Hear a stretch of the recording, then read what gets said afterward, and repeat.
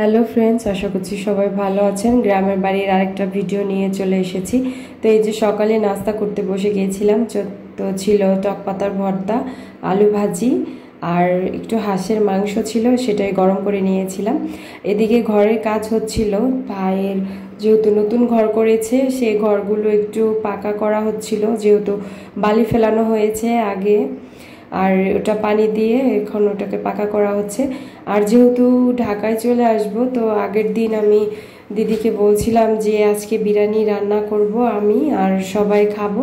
যেহেতু আমি বাড়িতে গিয়ে কখনো ওইভাবে রান্না করিনি, আর করিও না বেশি একটা, দিদিই করে সব সময়।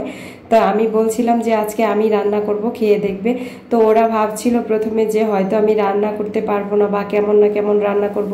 তারপরেও আমি ওদেরকে বললাম যে না, আমি পারি, ভালো করে রান্না করেছি এর আগে ঢাকাতে। তো ওরা বলছিল ঠিক আছে তাহলে রান্না করো। তো সে আমাকে সব কিছু রেডি করে দিচ্ছিল, এইদিকে আমি সব কিছু গুছিয়ে নিয়েছিলাম কি কি লাগবে। তো এই যে আমি রান্নাঘরে মাংসটা নিয়ে চলে এসেছি, দিদি ওদিকে আরও কাজ গুছিয়ে রাখছিল। তো সে এদিকে আরও পেঁয়াজ টেয়াজ যা যা লাগে সব কিছু কেটে রেখেছিল। তো আমি এই যে রান্না বসিয়ে দিয়েছি, কিন্তু আমি একটা সমস্যায় আমি চুলো ভালো করে জ্বালাতে পারি না। তো আমার এই যে দিদি, সে বসে বসে একটু চুলায় আগুন ঠেলে দিচ্ছিল, আর আমি রান্না করছিলাম। যেহেতু রান্না করতে গেলে আমার একটু সমস্যাই হয়। যখন হোস্টেলে ছিলাম তখন আমার বান্ধবীরা ছিল যারা আমার সাথে থাকতো, ওরা আমাকে সাহায্য করতো। যেহেতু হঠাৎ করে শুক্রবার দিনে যে হোস্টেলে মাসি রান্না করতো সে ছুটিতে যেত, আর আমাদেরকে রান্না করতে হতো, সেজন্য আমরা ভাগ করে নিতাম। আমরা যে দলগত হিসাবে আমরা এক একদিন এক একজন রান্না করবো। আমি রান্না করতাম কিছু কিছু, কিন্তু ওইভাবে রান্না করতে জানতাম না। কিন্তু গ্যাসে রান্না করতে পারি, কিন্তু চুলায় আমি ওইভাবে রান্না করতে পারি না। তো দিদি বসে বসে চুলায় জাল ঠেলে দিচ্ছিল আর এদিকে ভিডিও করে দিচ্ছিল। তো আমি এই যে বিরিয়ানির জন্য মাংসটা একটু কষিয়ে নিচ্ছিলাম।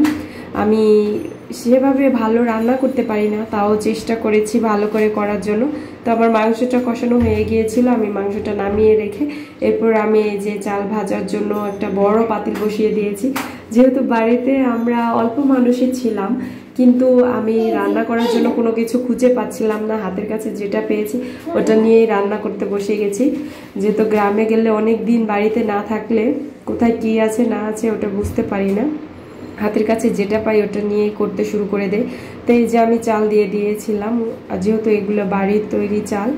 তো এই যে আমার রান্নাটা হয়ে গিয়েছিল, খেতেও খুব মজা হয়েছিল, সবাই বলেছে খুব ভালো হয়েছে খেতে। তো খুব মজা করে সবাই খেয়ে নিয়েছিলাম। তো এই যে ভাতটা আমি ভিডিও করছিলাম, আর আমার দিদি ভাত সবাইকে বেড়ে দিচ্ছিল, পোলাও বিরিয়ানি ভাতটা। তো ওই যে খুবই মজা হয়েছিল খেতে। আমি এটাতে যেহেতু কোনো কালার ইউজ করিনি, সেজন্য এই ভাতটা একটু সাদা সাদাই হয়েছে, এতেও খুব মজা হয়েছে। এরপর খাওয়া দাওয়া শেষ করার পরে এই যে বিকেলে আমরা একটু উঠানের মধ্যে হাঁটাহাঁটি করছিলাম। আমাদের বাড়ির উঠানটা অনেক বড়, আর এই বড় উঠানের কারণে আমরা এই উঠানে সবাই ঘোরাঘুরি খেলাধুলা করতে পারি, এটা আমাদের একটা ভালো দিক। আর আমাদের বাড়ির এরিয়াটা আমরা প্রত্যেকে মানে যার যার এরিয়া নিয়ে বাড়িটা করা হয়েছে, তো সেজন্য আমাদের এরিয়াগুলো অনেক বড় বড়, আশেপাশে আমাদের নিজস্ব জায়গাগুলো আর কি।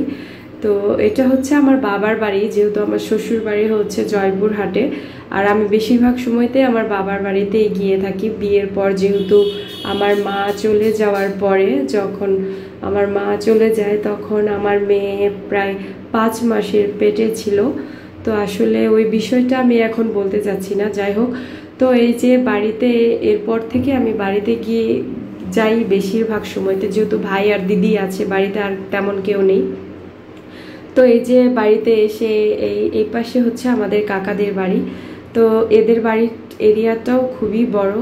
আর এই যে আমার দিদিকে আমি বলছিলাম যে আমাকে কিছু নিম পাতা তুলে দাও, আমি নিয়ে যাব।